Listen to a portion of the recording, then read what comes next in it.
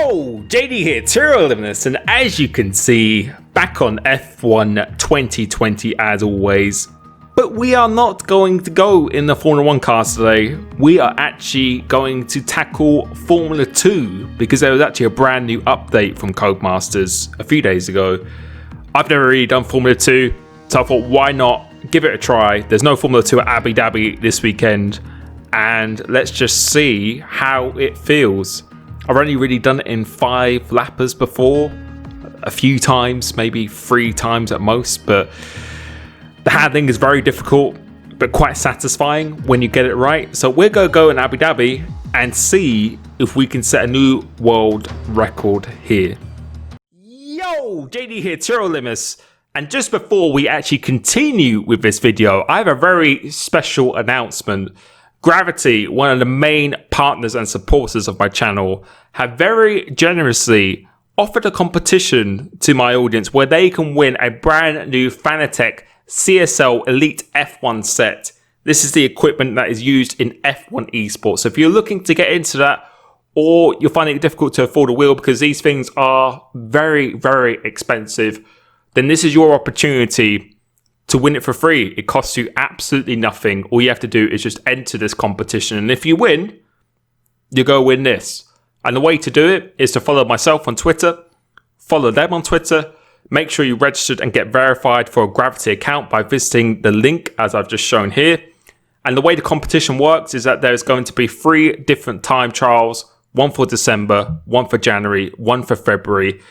Today's or this month's one is for the Abu Dhabi and Mercedes. You can use any setup, any form of assist, and it's whoever sets the fastest lap will go through to the next stage. And it's going to be the top 6 from each of the 3 events. So there'll be 18 people going through to the final, where then you will have 72 hours with the track and car combo of choice. And the winner of that is going to win the whole thing. So as I said, make sure you follow myself, follow them on Twitter. Make sure once you set your lap time that you tweet it in the format I specified down below, and that you actually update your time on the spreadsheet down below or on the competition leaderboard, because if you don't do that, it won't count. So you need to follow all these steps. If you follow all of these steps, register, put you in your email, your details, then you will be accepted. And if you're quick enough, you're going to be moved on to the next stage. Please note, this is only for 18 and over. So if you're not old enough, you will not be accepted.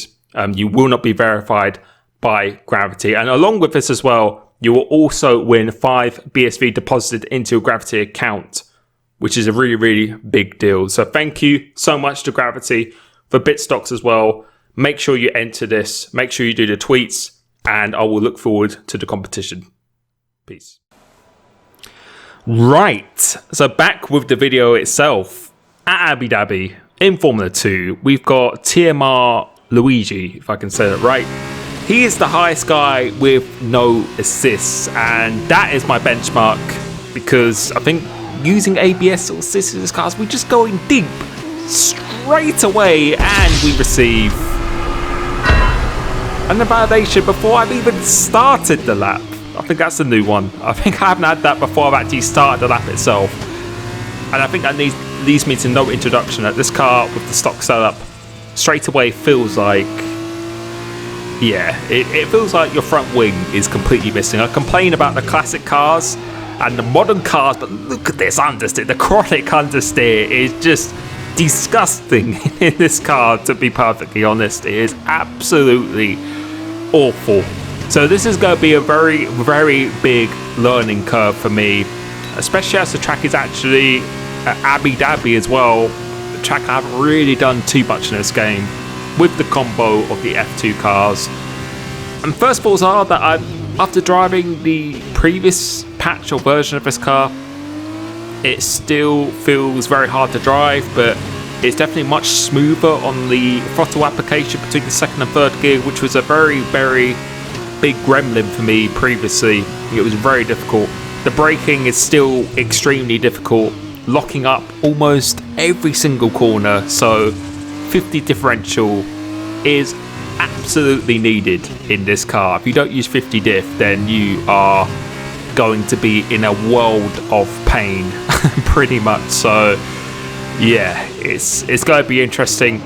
But again, I think this video should showcase off the learning curve, give you a true perspective of the things, and let's see if we can actually achieve this W.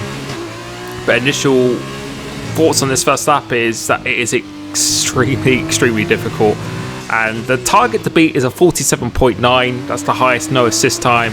This is with a default setup, but we go across the line, it's a 53.3, so quite a bit of time to find at the moment. That's a long way away for what we are needing to do, but as always, we are going to show the progression as we go through this, and I probably won't be showing many raw full laps, because the lap is just unbelievably long in this car. It's 47 or 48 second lap.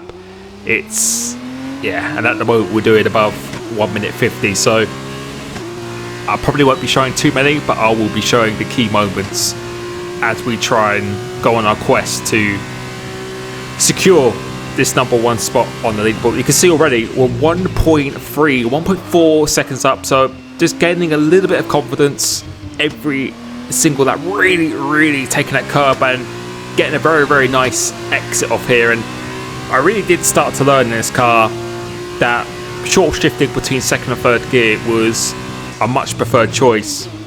If you stay in second gear, then it's going to be incredibly easy for you to lose traction, and evident that the track limits are also very brutal around this track. But you have to make everything count, because F2 is a car that is all about momentum, which you will see once I put on the setup. It's absolutely determined by momentum. Going through this last sector, that would have been an validation as well, so very hard to keep it on the white lines as well.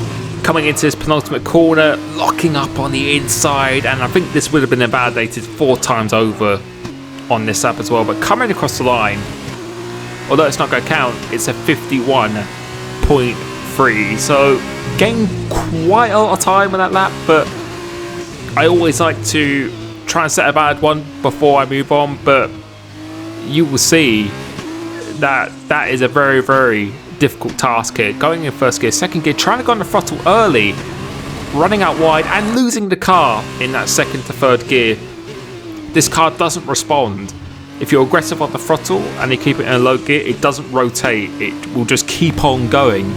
The understeer is just unbelievable, and again, was doing so well in that lap, and then we just invalidated again. So pretty much got to the same point and did another validation, this time the corner slightly before. So I was having a very hard time going into this turn 1. Even the turn 1 on the entry I'm actually invalidating as well, because you have to make the most of the track in this car. It punishes you because you're going at so much of a slower speed, you've got less downforce, 1 millimeter out of place, and it's just going to kill your momentum going down these straights and off the exit of the corners itself. So I was having a very tough time with this. The rear is actually locking as well, so this car has everything: locking, understeer, oversteer, going between the gears, rear locking. It is a very big handful, and for the first time ever, I've decided to abandon my attempt at setting a time with the stock setup. I've decided to just put on the setup because I knew I wasn't going to get close to the world record with a stock setup, and it was just too hard to drive. So we're going to go out with this guy's setup after having not even set a valid lap, so there's no best lap or anything on the top right hand side of the screen. So let's see what it's going to be. We are still going to have a delta against my fastest time invalidated. So going into this turn 1, let's see what happens straight away. Definitely on the corners, there is definitely a lot more downforce straight away. So going completely flat through here, should be making up some time for this corner. Going a bit wide, but definitely getting a pretty good exit. Now going into here, this is probably my favourite corner actually. Really nice trail braking, trying to keep it on the black stop, and about 2 attempts up so far. Coming to here, if that first gear I think is absolutely necessary. Holding it in second gear at the moment, but you will see as the session goes on I decided to short shift into third gear, which proves to be a much better choice.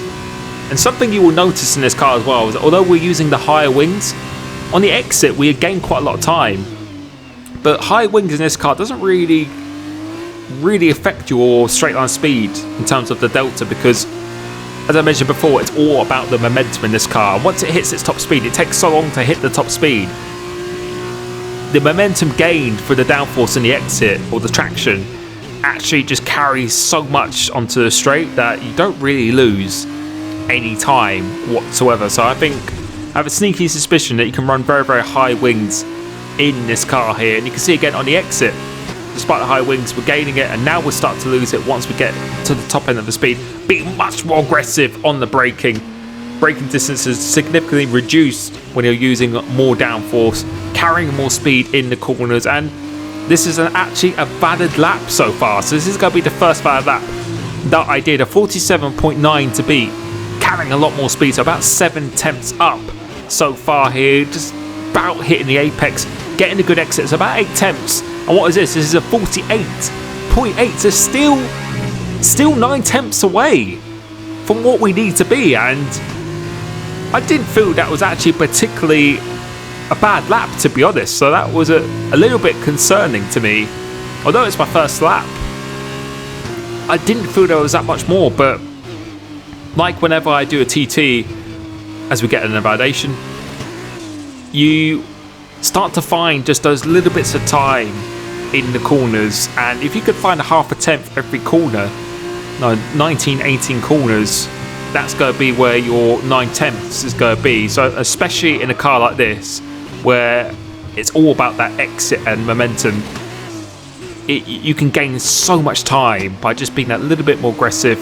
And you can see here, revving out in second gear, get a little bit of the wheel spin on the exit, but we are about 1.5 tenths up on this lap so far. Well, I know there's plenty of time to find, particularly in the second and last sector here. So braking quite late, you can see gaining time on the delta, kissing this curb, holding it in third gear, really mounting this one, and if you accelerate on the curb in this car, it really just says no.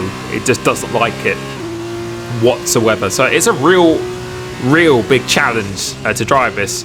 Moving on to another lap here, you can see we're about 6 tenths up on this time. So this is actually a very good lap here, but then we just get that rear locking. So if you brake on the curb again, it really does punish you in this car. Going down to here, and another sequence of the rear locking. I wasn't having a good time driving this. It was really difficult. Probably the hardest car I've actually driven so far, and that's actually the ghost of the time I'm actually trying to beat, the top no assist time.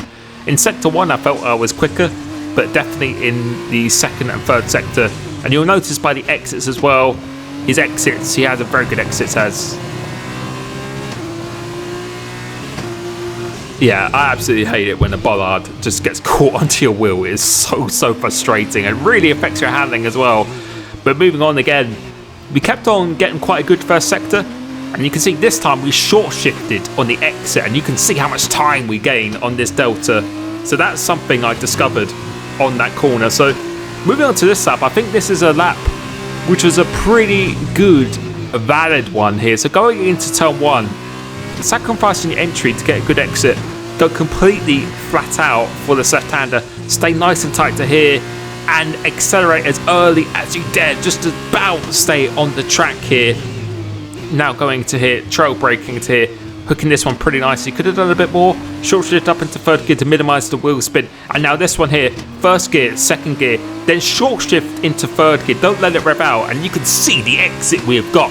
We are almost 3 tenths up at this time, and I think if we look behind ever so shortly, that we are actually quite a way ahead of the number 1 ghost. But coming into here, braking very late, so quite aggressive, almost a rear locking, having to keep it in second gear, short shift into third gear, this time avoiding going on the throttle too harshly, and we are about 4 tenths up, just trailing this time that we need to beat. So 4 tenths up with a lot of time to find in this last sector. You can see here, braking definitely deeper than what the leader is doing, but going into a sequence of corners, not too bad. A little bit more on the cautious side here. Second gear, third gear, running on the curb, but I'm going to lose a bit of time from that. And you can see he's just got a much better exit than me, but being quite semi-aggressive coming into here now.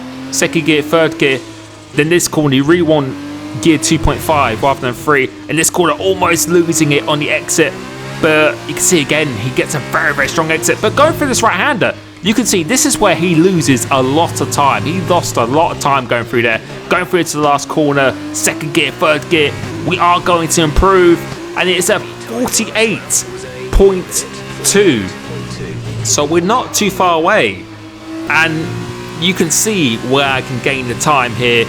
And once again, going into his first sector, doing a pretty nice first sector, taking a bit more chances this time.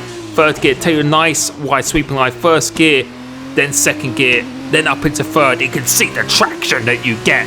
We're really far up now. We're almost 2 tenths up. And when we do look behind, the ghost of the leader is actually quite... Look how far behind he is. He is so far behind.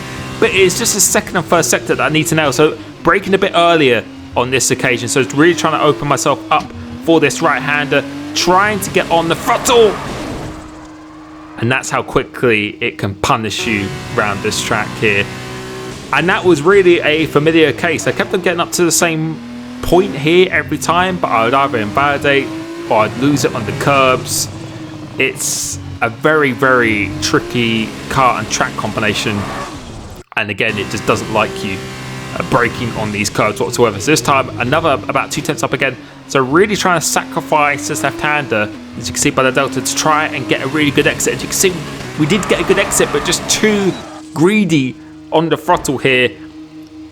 Between second and third gear, this car is absolutely brutal. Going through sector 1 again, always seem to be very strong going through it here. So an easy 10th up on him, but we just get that track invalidation. And you can see here, this is going to be quite a good exit. So first gear, second, then up into third. That short shifting again. We're over 3 tenths up, and you can just see how far we are ahead. If only we can just do these next 2 corners, then I think we can really improve this time. I think we can get like a mid 47 or even a low 47 potentially to go in here, sacrificing the entry once again, just trying to use it to open up this corner. And we go on the throttle here, and it's a pretty decent exit. So this is the best that we have done so far here, although I think this lap was invalidated. But now you can see here, coming towards the end of this lap, what's it going to be? It's a 48.1, but we are moving on to a very nice lap here. So going into the turn 1, getting a pretty decent exit, so completely flat out for this left, being very aggressive for the right, very aggressive on the front, always losing out here. And this is a very good sector 1, trail braking nicely. Sacrifice this left to open yourself up for the right, up into the third gear. We're about a 10th up already. Nice and aggressive, very good apex speed up into third gear, and now we're almost 3 tenths up. We are 3 tenths up in this lap, so this is matching the best that I've done, and it is still validated at this point. So really the next few corners are really the most crucial ones. So let's see, going into here, sacrificing again on the entry, sacrificing almost 2 tenths there, but trying to get the benefit on the exit. And you can see by the delta, overall we have really kind of stayed the same here, so we haven't lost anything. And this time, this is the best we have definitely been. It's coming into it a very difficult left-hander with the curb on the outside, locking up on the inside, but still getting that rotation, turning in nice and early. And you know, this is really good so far. Kissing this curb, but avoiding the curb on the exit, and you can see that makes us get a much better exit. So with a lot of time still to find in this last sector, so being very aggressive, carrying a lot of speed into here. We were about half a second up at one point, but this corner here could have gained a bit more time on the exit, and turning in a little bit too late, running on this curb as maybe lose over a 10th through here. But going for into penultimate corner, really have to be committed, just about staying on track. Now into the last corner, which we absolutely nail, and coming across the line, it's almost 4 tenths up. It's a 47.833, if I can read that correctly, and that was enough for third overall on the leaderboards, but enough to beat the fastest no assist time, and I might have to go back and try it with ABS and medium traction, because I feel just the way the car feels and how it handles that, I think it would be very, very beneficial if you were actually using those. So I think you would be going quite a bit quicker. Or 47.4, I think it is definitely possible with no assists, don't get me wrong, but I think it would be very, very difficult to achieve. But that was enough for the target that I wanted. The setup is actually no different from what the guy used. I actually didn't play around with it, because I think if I did play around with it, I think I would be using much higher wings. I think we could get a lot more time out of it as well. So I really wanted to just use what he did. A very good experience using this car. It was a lot of fun to drive. I hope you enjoyed the Abu Dhabi Grand Prix this weekend. Thank you so much for the support, and I'll catch you very soon. Peace.